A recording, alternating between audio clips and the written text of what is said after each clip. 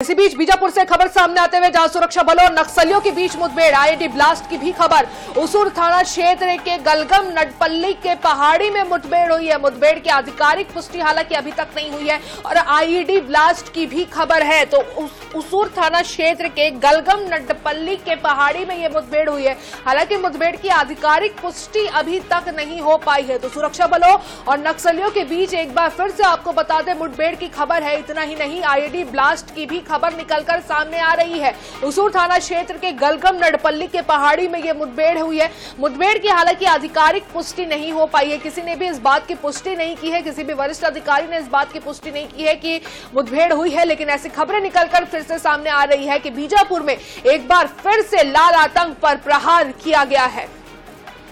ज्यादा जानकारी के लिए हमारे संवाददाता गणेश मिश्रा हमारे साथ फोन लाइन पर जुड़ चुके हैं। गणेश, क्या कुछ खबर है इस मुठभेड़ को लेकर, क्योंकि आधिकारिक पुष्टि नहीं हो पाई है, लेकिन जो खबर निकलकर सामने आई है उसमें क्या कुछ जानकारी है?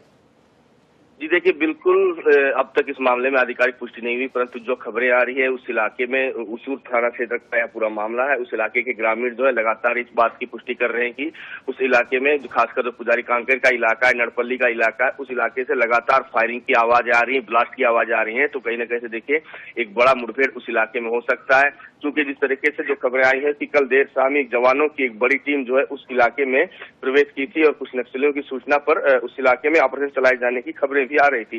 तो ऐसे में आप सुबह से उस इलाके में फायरिंग और मुठभेड़ की खबरों से ये चीज तो स्पष्ट हो चुका है कि उस इलाके में कुछ बड़े मुठभेड़ को अंजाम दिया जा रहा है। जी तो बिल्कुल, जैसे कि गणेश आप बता रहे हैं कि उस इलाके से लगातार फायरिंग और ब्लास्ट की आवाजें आ रही है, तो ऐसा कयास लगाया जा रहा है कि एक बड़ी मुठभेड़ जो है वहां पर चल रही है। तो आधिकारिक पुष्टि कब तक हो पाएगी, क्या अनुमान लगाए?